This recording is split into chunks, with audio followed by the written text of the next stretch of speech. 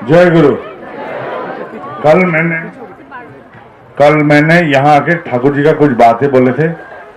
आज मेरे जीवन में ठाकुर कैसे प्रकाशित हैं वही हम बोलना चाहेंगे। सबसे पहले यहाँ कुछ विद्यार्थी हैं, उन लोग के लिए मेरा एक सलाह है। विद्यार्थी जन, आप लोग अभी जिस जीवन से गुजर रहे हैं, माँ बाप के छत्र छाया में, यही सबसे बेहतरीन जीवन है। माँ बाप के छत्र छाया में रखे विद्यार्थी क्या कर सकते हैं? कोई विद्या को हासिल कीजिए ताकि भविष्य में आपका पेट चले, परिवार चले। ये विद्या को हासिल कर लीजिए। यदि समय बर्बाद कर रहे हैं किसी विषय में, तो उस विषय से खुद को निकाल लीजिए। पहले जो लोग खेल के मैदान में जाके अपना कैरियर बनाना चाहते हैं, वो लोग के लिए मेरा सलाह है, बहुत श्रम करने का जगह है वो खेल का मैदान। यदि आप श्रम के लिए तैयार हैं तो खेल कूद में उतर जाइए, और नहीं तो जो लोग विद्यार्थी खेल के मैदान में ऐसे ही समय नष्ट कर रहे हैं, उन लोगों के लिए मेरा कहना है, खेलिए उतना भर जितना भर खेलने से शरीर मजबूत होता है, तंदुरुस्त रहता है, इससे ज्यादा नहीं। विद्यार्थी कोई भी विद्या अपनाइए। आप नाच सीखना चाहते हैं नाच सीखिए, गाना सीखना चाहते हैं तो गाना सीखिए, छवि बनाना सीखना चाहते हैं तो छवि बनाइए। जो भी करना चाहते हैं दिल खोल के कीजिए, लेकिन आनंद सहित कीजिए, क्योंकि आनंद एकाग्रता को लाता है। और विद्यार्थी का दो ही अस्त्र है, एक है एकाग्रता, एक है निष्ठा। ये दोनों में कोई भी होना चाहिए। एकाग्रता ही निष्ठा को ले आता है। आप लोग का ये दोनों चीज रहेगा तो जरूर आपका विद्या अर्जन में सहज हो जाएगा। विद्या अर्जन आपके लिए सहज हो जाएगा। जो लोग हैं नौकरी के तलाश में हैं, विद्या खत्म कर लिए हैं, वो लोग के लिए कुछ सलाह है मेरा। जैसा कि मान लीजिए आपका विद्या बहुत है, आपको कोई सिक्योरिटी जॉब मिल रहा है, विद्या के अनुसार वो आपके लिए मैचिंग नहीं है। आप बहुत विद्वान हैं, आपको एक स्वीपर का नौकरी मिल गया, अब छोड़िए मत, मैं बोल रहा हूं उसको भी ले लीजिए। क्योंकि 2 मंजिल पर उठने के लिए, 2 तला पर उठने के लिए कोई कूद के नहीं होता है, सीढ़ी पर चढ़ चढ़ के उठना पड़ता है। ये नौकरी को आप अपना जीवन का एक सीढ़ी मान लीजिए और ऐसा करके चलने का कोशिश कीजिए। ऐसा ही मेरा सलाह है। जो लोग व्यवसायी हैं, सीधे ढंग से बोलें तो दूध से छेना बनाने का एक उपाय होता है। दूध से छेना बनाना एक क्रिया व प्रक्रिया है, तो जीवन से पैसा बनाना भी एक कायदा है। ये कायदा क्या है कि हमारा जीवन में सबसे पहले व्यावसायिक पंचनीति जो ठाकुर जी ने दिए हैं, व्यवसाय के लिए जो पंचनीति बोले हैं, यही ढांचा को पहले बना लीजिए। यदि जानकारी में नहीं है, मंदिरों में या केंद्रों में जाके जानकारी ले लीजिए, कर्मी लोग से जानकारी ले लीजिए, या जो लोग चर्चा करते हैं गुरु भाई से जानकारी लीजिए, या तो किताब से या पत्रिकाओं से जानकारी लीजिए। ये ढांचा ठीक करके रख के फिर आप व्यवसाय शुरू कीजिए। व्यवसाय में जितना निवेश कर रहे हैं, उस निवेश का यदि 2% आपका लौटता नहीं है, तो समझ लीजिए व्यवसाय पंचनीति में कहीं आपका खोट आ चुका है, कहीं गड़बड़ कर चुके हैं। कहाँ गड़बड़ किए हैं उस जगह को ढूंढिए, उसको मरम्मत कर लीजिए। और यदि आपको वो जगह नहीं मिल रहा है तो आप व्यवसाय बंद कीजिए, जाके सीधा व्यवसाय बंद करके आपने सीधी नौकरी शुरू कर दीजिए। क्योंकि आप व्यवसाय चलाते रहिएगा, आपका पैसा वहां से निकल जाएगा। यदि जब तक आप खोज के उसको मरम्मत नहीं करते हैं, व्यवसाय मत कीजिए। और यदि खोज पाते हैं फिर से शुरू कीजिए, क्योंकि आपका जो बर्तन है उसमें छेद हो चुका है, पानी डालेगा पानी निकल जाएगा, घर बार आपका नष्ट हो जाएगा, कर्ज में डूब जाइएगा। इसलिए हम बोल रहे हैं ऐसा बात। जो लोग माँ बाप यहाँ उपस्थित हैं, उन लोग के लिए मेरे सलाह है, संतान के शादी के लिए उतावला मत होइए। लड़कियों को सिखाइए श्रृंगार। श्रृंगार का रस मतलब खाली ऊपर से सजना धजना नहीं, किस परिस्थिति में कहाँ कैसे सच के हमको पहुंचना है, कैसे बात करना है, कैसे बर्ताव करना है, कैसे आचरण करना है, समुदाय अभिव्यक्तिगत प्रकाश को सिखाइए। लड़का को सिखाइए कर्म प्रधानता।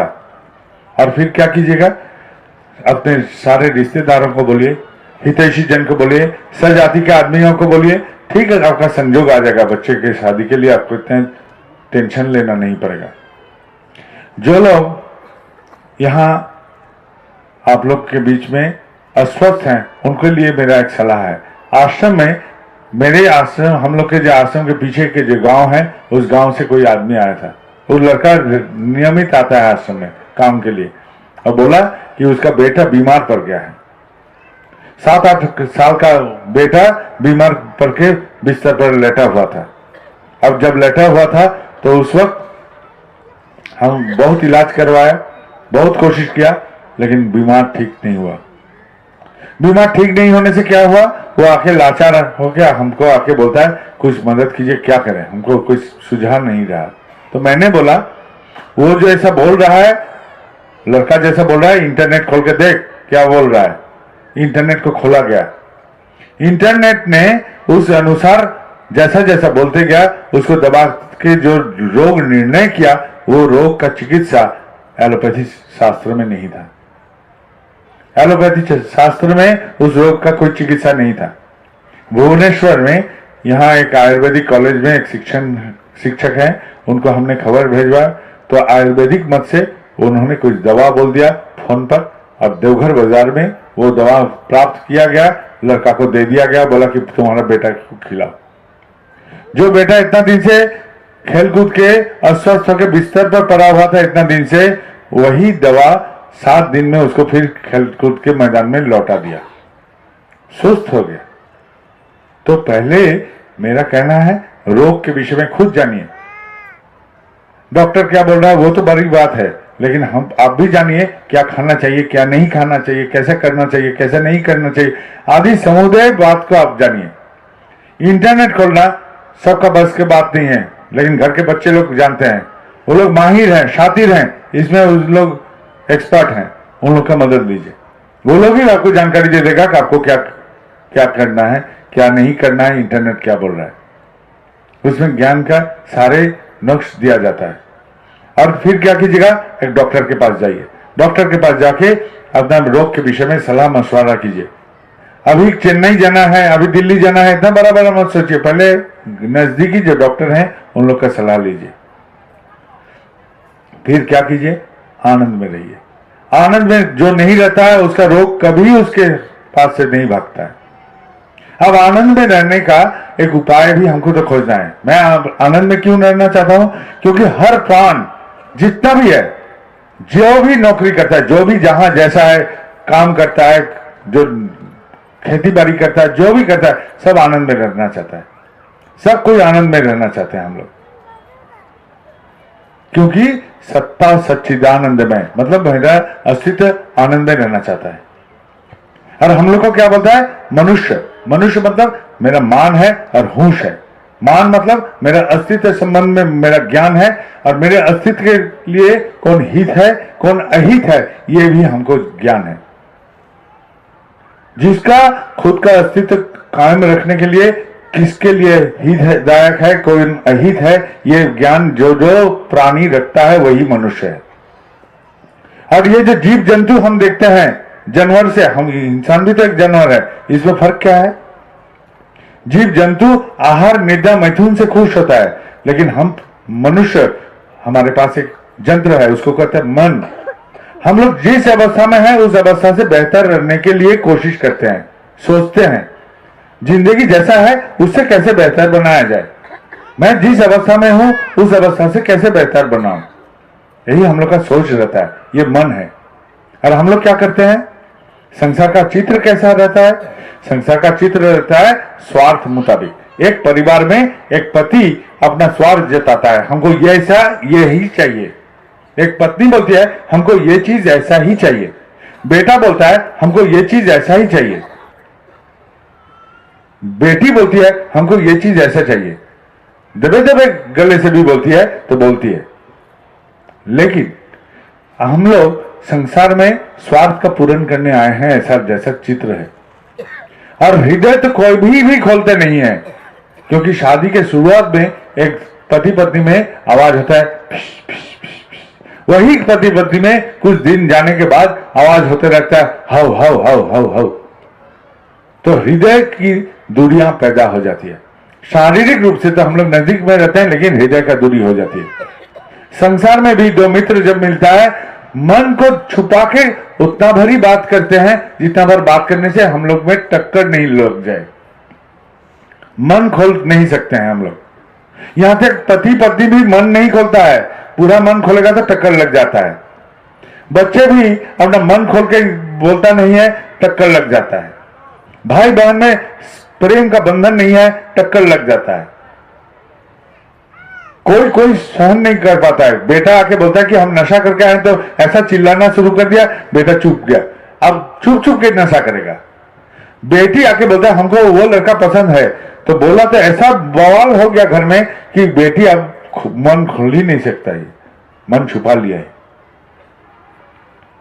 पति पत्नी बेटा बेटी किसी के साथ किसी का संबंध सही ढंग से नहीं हुआ, पारिवारिक बंधन भी ऐसा मजबूत नहीं और सामाजिक रिश्ता भी वैसा मजबूत नहीं।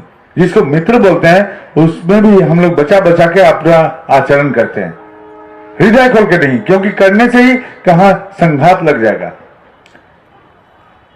और एक बात है, जो लोग गुरु भाई हैं उन लोग जान लीजिए, उन लोग के लिए कथा है। मैं और कर्मी दादा दोनों का संघात लग गया तो मान लीजिए हमका और उनका बीच में किसी का ठाकुर जी नहीं है।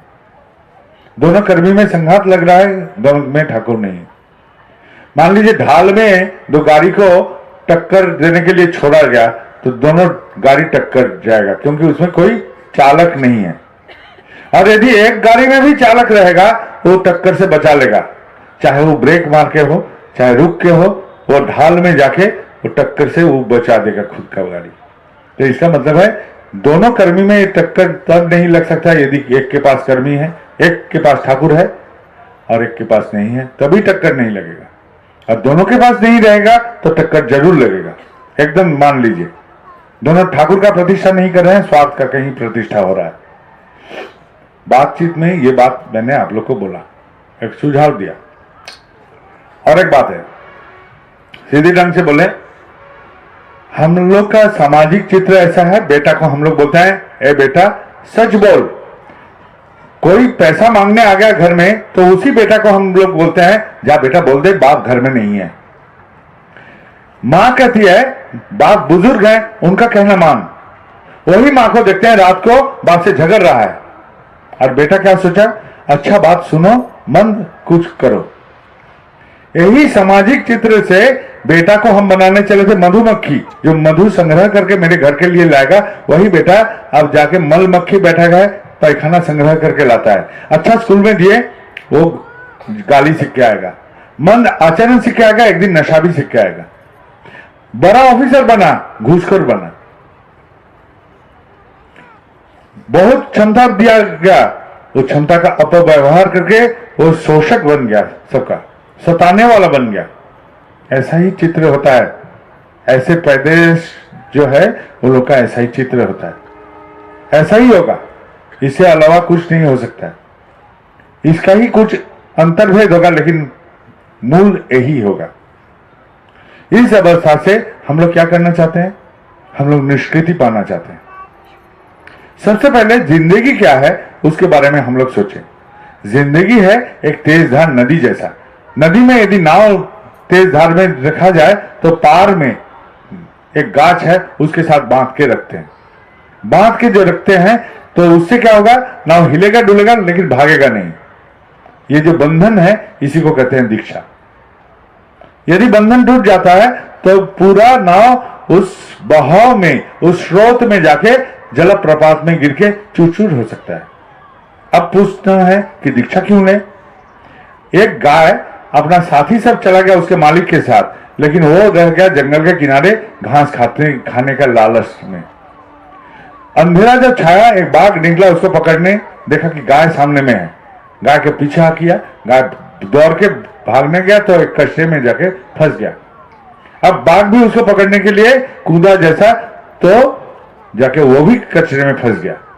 अब दोनों ही कचरे में परा फंसा हुआ था। कोशिश एक बहुत की, एक भागने का एक पकड़ने का, दोनों ही नाकामयाब हुआ दोनों जानवर। अब हुआ क्या, बाघ बोला देख कचरा सूख रहा है, अभी हम तुझको सूखने के बाद तुझे खाएंगे।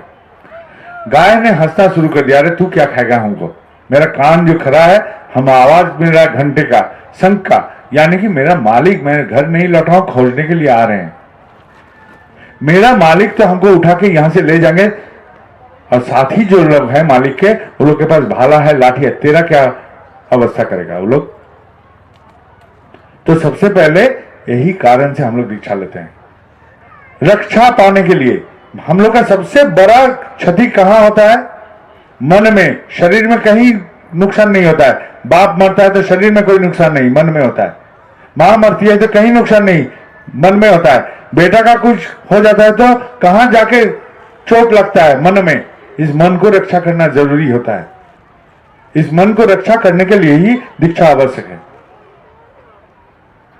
जानवरों को तो शारीरिक रूप से बचाया जा सकता है, लेकिन मनुष्य को मन से बचाया जाना जरूरी है। मन यदि नहीं बचेगा, इस 2 पहिए वाला जानवर को कोई नहीं बचा पाएगा। पति उसका कुछ उलट पुलट कर देगा तो उस औरत का ऐसा ही हाल होता है। एक औरत उलट पुलट कर देगा, उसका पति का ऐसा ही हाल होगा। तो मन को कौन रक्षा करेगा? रक्षा करने वाला गुरु होते हैं। तो गुरु को जब हम थामते हैं तो क्या करना चाहिए? हम लोग सब कुछ सोचते हैं दीक्षा लिए हैं, कुछ तो नहीं हो रहा है। हम बोले पंखा लेके बैठे रहोगे सालों साल तो एक बूंद भी तुमको पानी हवा नहीं मिलेगा जब तक ना हवा हाथ से हिलाओगे। ये हाथ हिलाना जरूरी है। तो दीक्षा लेके हम लोग को कुछ करना पड़ता है, चलना पड़ता है। सबसे पहले क्या करना पड़ता है? हमारा मन से सोचना पड़ता है मेरा गुरु कैसे है। बर्ताव हम लोग सामाजिक कैसे करते थे? वो गाली देता, हम गाली देते। वो पत्थर मारते तो हम ढेला मारते। वो हमसे मंद आचरण करते तो हम मंद आचरण करते। सामाजिक रूप से हम लोग यही आचरण करके आते हैं। और अभी क्या करेंगे? ये जो गाली दिया, ये गाली यदि मेरा गुरु को कोई देता तो गुरु कैसे करते? हम उसी आचरण को करने का कोशिश करेंगे। वो ढेला मारा था, मैं पत्थर मारा था, अभी नहीं मारेंगे। वो ढेला मारा था तो मेरा गुरु को यदि कोई ढेला मारता तो वो कैसे करते हैं? वो मंद आचरण किया, उस मंद आचरण देखे हम मंद आचरण उनके साथ किए, लेकिन अभी नहीं करेंगे। उस मंद आचरण के सामना करते हुए गुरु हमारा कैसे करते हैं उनसे आचरण, वही सोच के वही करने का कोशिश की। ये आचरण को हम सोच के करने का जो प्रयत्न करते हैं, इसी को कहते हैं ठाकुरत्व जगना। वही बोलता है ठाकुरत्व नहीं जगने से तुम्हारा ठाकुर बोल के कोई नहीं है, केंद्र बोल के कोई नहीं है। तो यही है ठाकुरत्व जगना। मेरा ठाकुर आप कैसे हैं, उस आचरण को अपना के हम करने का कोशिश या प्रयत्न करते रहते हैं। यही है ठाकुरत्व जगना। अज्ञानी वही है जो मंदिर में भगवान को खोजता है, मूर्त में भगवान को खोजता है और मनुष्य में भगवान को खोजता है। ज्ञानी वही है जो खुद के भीतर भगवान को जगाता है। जैसे मंथन करने से ननी का उत्थान होता है, ऐसे ही हम अपने गुरु का आचरण रखते रखते, उस आचरण के रखने से क्या होगा? मेरा आचरण मंथित होते होते हमारा प्रकाश भी एक दिन गुरु जैसा हो जाएगा, मेरे ठाकुर जैसा प्रकाश होगा। तो क्या होगा? आदमी हमको ये कमीज और ड्रेस से मालूम नहीं करेगा, मुझे देखकर ही बोलेगा हाँ ये ठाकुर जी का आदमी है। इसका जूता खोलने का कायदा, इसका बैठने का कायदा, इसका आचरण करने का कायदा, समुदाय अभिव्यक्तिगत प्रकाश ठाकुर जी जैसा लग रहा है, ठाकुर जी समा रहा है इसमें। तो आदमी बोलेगा हाँ ये ठाकुर जी का आदमी है। खाली हम बनेंगे इससे नहीं चलेगा, खुद हम बन गए कुछ, इससे नहीं चलेगा। हमको और भी उपाय करना है। सामाजिक रूप से ये जो हम कोशिश करते हैं बनने की, ये बनना की क्रम ही है जजन। अब भगवान से पूछा गया, हे भगवान आप कहां रहते हो? तो भगवान बोला न हंग तिष्ठामि वैकुंठे जोगिनंग हृदयनंग न च। मतलब मैं वैकुंठ में नहीं रहता हूं, जोगी के हृदय में भी नहीं रहता हूं। तो भगवान ने बोला मैं वैकुंठ में रहता हूं, जोगी के हृदय में रहता हूं। तो कहां रहते हैं? मद भक्त जहां हमारा गान गुण कीर्तन करते हैं वही मैं विराजता हूं नारद। हमारे भक्त जहां मेरा गुण कीर्तन करते हैं मैं वहीं विराजता हूं।